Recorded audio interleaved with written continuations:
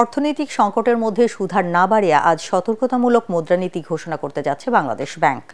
Doctor Ahsan এইস মনসুরের governor হিসেবে দায়িত্ব নেওয়ার পর প্রথম মুদ্রানীতি ঘোষণায় থাকতে পারে বেসরকারি খাতের ঋণ প্রবাহ বাড়ানোর সুযোগ। মুদ্রাস্ফীতি নিয়ন্ত্রণে গত 5 মাসে 50 ভিত্তিক পয়েন্ট করে 3 দফা নীতি সুদহার বাড়ানো হয়েছে, বর্তমানে যা 10 ভাগ। তবে এতদিন নীতি সুদহার বাড়িয়ে মুদ্রাস্ফীতি নিয়ন্ত্রণের চেষ্টা করা হলেও তা সম্ভব হয়নি, বরং এর প্রভাবে বাজারে সব ধরনের ঋণের সুদহার বেড়েছে। বাংলাদেশ ব্যাংক জানিয়েছে, এবারের মূল মুদ্রানীতি হবে সতর্কতামূলক। এখনই সংকোচমূলক মুদ্রানীতি থেকে সরে আসার সুযোগ নেই। মুদ্রানীতিতে অপরিবর্তিত থাকতে পারে নীতি সুদহার। বড় কোনো পরিবর্তন আসছে না বিনিময় হার ব্যবস্থাপনায়।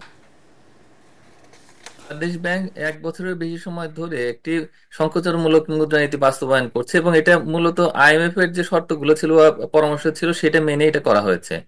এবং এই সংকোচনমূলক মুদ্রানীতির কারণে ব্যবসা বাণিজ্য অনেকটা সংকুচিত হয়ে গেছে এবং প্রাইভেট সেক্টরের যে ক্রেডিট গ্রোথ সেটা কিন্তু তলানিতে নেমে এসেছে।